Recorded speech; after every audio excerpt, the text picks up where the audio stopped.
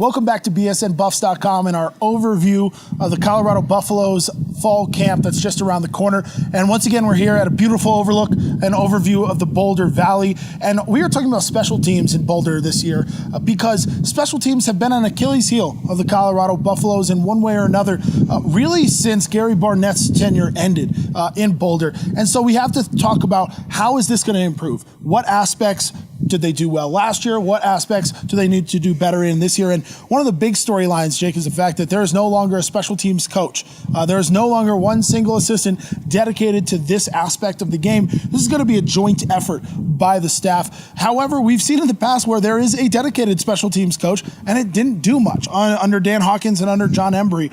So the question is, A, does it matter that there's a special teams coach or not? And B, do you expect an overall improvement given that your punter and kicker are returning this season? Well, last year I think we even saw some strides made by the special teams, but that just says how bad it was that the special teams coach got, let go, and they had made strides. One of the big strides made last year was kickoff return coverage, so you have to expect that to come back next year. But you talk about the returning guys, Diego Gonzalez, even Chris Graham, the kicker, the kickoff kicker, and Alex Kinney. You have to assume these guys continue to improve. If not, I think this is going to be bad news because you lose your long snapper, which, that actually is a pretty big thing in college football. Yeah. And, you lose a special teams coordinator, and that's just showing the admission of your special teams was not good. Yeah, I think another big thing that we have to consider is special teams is a third of the game. We don't think of it like that because the time that you're actually on special teams on the field obviously doesn't reach the time that you're on defense, the time that you're on offense. But game-changing plays, when you get scored on and you return the ball 54 yards and you flip the field, that's a huge momentum swing. When you have someone like Phillip Lindsay show the toughness that he's shown at various times, returning the ball out of the end zone on kickoffs, that's a big thing. But obviously, in my opinion, what it ultimately comes down to, punting versus kicking.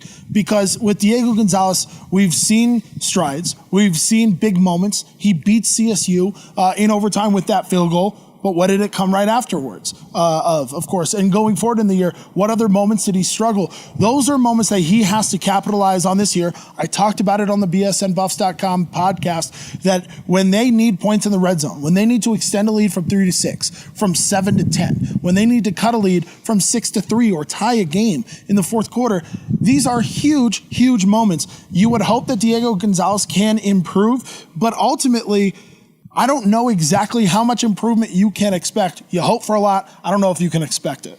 I think you hope he can get those kicks down, especially from the one hash he struggled with last year.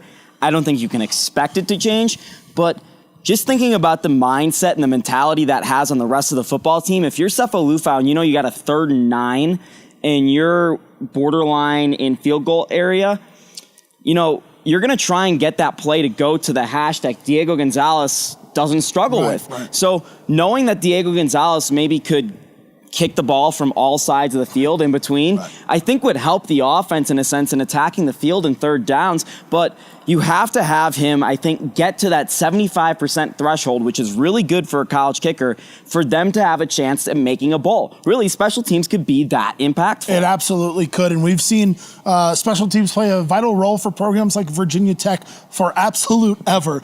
Then you talk about the punting game. We haven't seen big-time punting performances, game-changing performances almost, from a punter since Dar O'Neill. And unfortunately for Mr. O'Neill, he did not play in Boulder during a time where they were winning a whole lot of games, where a lot of his punts would make big differences. But if he were playing for a team that's fighting for bowl eligibility at the end of the season, if he were playing for a team that's trying to take that next step, as we've been talking about so much this offseason, plays like he made sometimes could be big. Can we expect that from Alex Kinney? Can Buffaloes fans finally maybe breathe a little bit easier when their punting unit comes on in terms of the pressure that it will put on their defensive field? If you look at the first 3 games of Alex Kinney as a punter in his career last year, and then the last 3 games of his season, completely different punter. And he was a guy that went from struggling to catch the football before he punted, way too long getting it off his foot, all of the problems a punter could have, to a guy that you could count on to pin a team near the sidelines, near the goal line, or just getting a boomer off every once in a while. It's college football, and special teams are one of the most crucial things for a team that has struggled at times over the past couple years, or a lot of the time over the past couple years, to taking that next step. It'll be very interesting to see how Alex Kinney, Diego Gonzalez, and the rest of the special teams performers at CU improve from last year. Keep it locked here on BSNBuffs.com. We have more coming up for our fall camp overview.